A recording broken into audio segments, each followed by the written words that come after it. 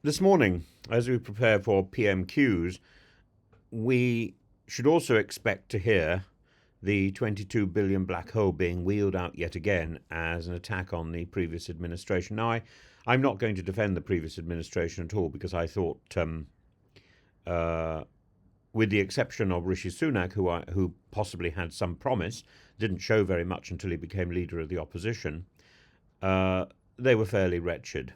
And and certainly Liz Truss before them was an example of a form of politician who should never have been given the reins of power at all, not even in a small way.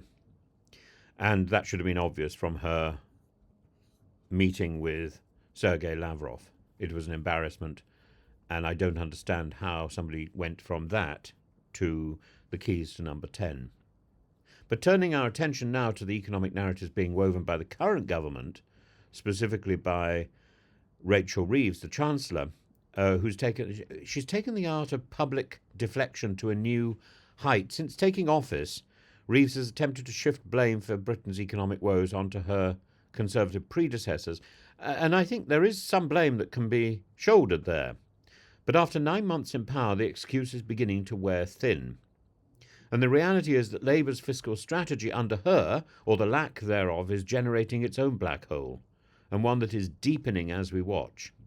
So Reeves's claim that the Treasury uncovered a 21.9 billion shortfall in departmental spending, allegedly because of the reckless commitments made by Jeremy Hunt and the previous government, this claim has been the bedrock of Labour's justification for public spending cuts and for tax increases. But Hunt and many economic analysts have pushed back, stating that this so-called black hole is nothing more than a political smokescreen designed to excuse Labour's upcoming or current fiscal policies and chaos.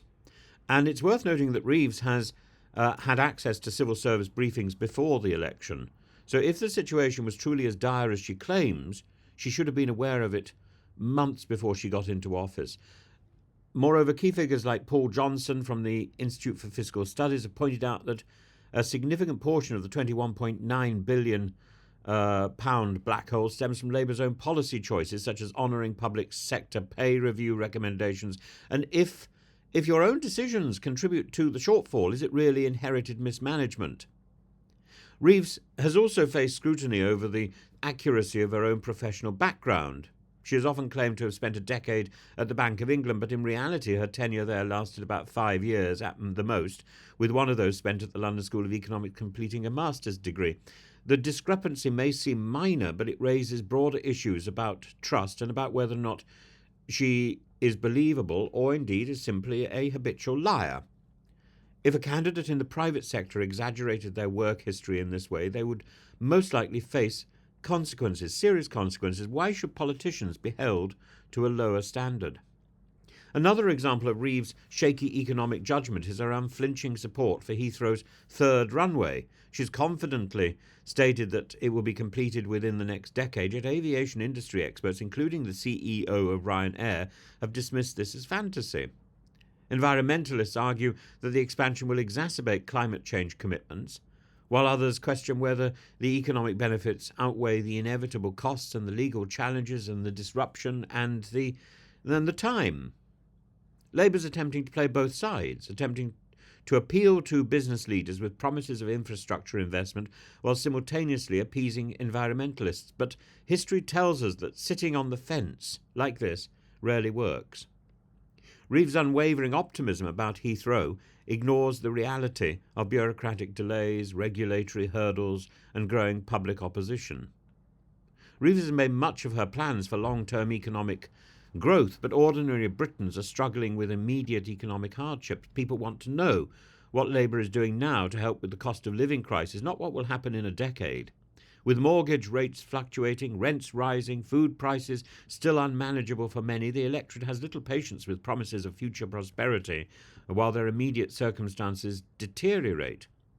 Reeves, I don't think, is a high flyer. I think she's I think she's ducking for cover at every opportunity. Unlike someone like Wes Streeting, who makes the right decisions, who makes a decision and then sits by it He doesn't waver. He makes a decision, gets on with the job.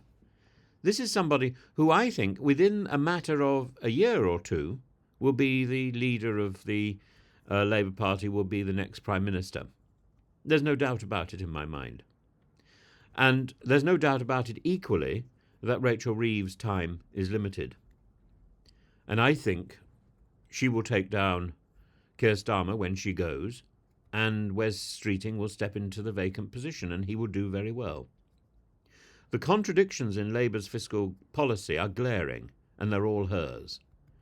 Reeves argues that spending cuts are necessary to stabilise the economy, yet the government continues to fund costly programmes, including the controversial provision of housing for asylum seekers. Asylum seekers don't need to be housed in hotels. Asylum seekers can be given the opportunity to work, to pay for themselves, to demonstrate how much they want to commit to, how committed they are to this country. In many other European countries, that is the general route. Housing people in hotels because we can't be bothered to build concentration camps. It's trying to keep people in limbo. What people who are coming to this country appealing for asylum want is to be integrated into the system. And either the Home Office needs to process its applications quicker, like Germany, which incidentally processes significantly more than we do, or it needs to integrate asylum seekers, refugees into the national fabric, and so they are producing, they are generating tax. On the subject of tax, many Britons feel that their tax contributions are being used to support these new arrivals. Why should they? While elderly citizens who have paid into the system for decades struggle to heat their homes. The tension between fiscal responsibility and ideological commitment is increasingly apparent. And beyond policy, there's a growing perception that Reeves lacks authenticity. Her media appearances have been criticised for sounding scripted and mechanical, with some online commentators even jokingly questioning whether she is an AI-generated politician. Public trust in leadership requires a degree of relatability, and Reeves' inability to project warmth or spontaneity has led many to question whether she genuinely connects with the concerns of the public. Labour has been in power now long enough that it can no longer rely on blaming the previous government for its troubles. The 22 billion black hole narrative is a convenient distraction, but it's a mantra that must stop. It doesn't explain the inconsistencies and the contradictions in Reeves' economic policies, from CV exaggerations to over-promising on infrastructure, from slashing winter payments while continuing costly programmes elsewhere. The public is starting to see through this hollow rhetoric. Reeves and Labour must now take responsibility for their own decisions. Otherwise, they risk becoming the very thing they campaigned against, a government out of touch with the people, struggling to manage the economy, and increasingly relying on creative accounting to mask the cracks. The question now is whether Labour will adjust course, or whether they will continue to rely on the same tactics that have fuelled public cynicism for years. One thing is certain: the electorate will not tolerate empty promises forever. The electorate will not tolerate this sort of ducking and diving that we see from Rachel Reeves.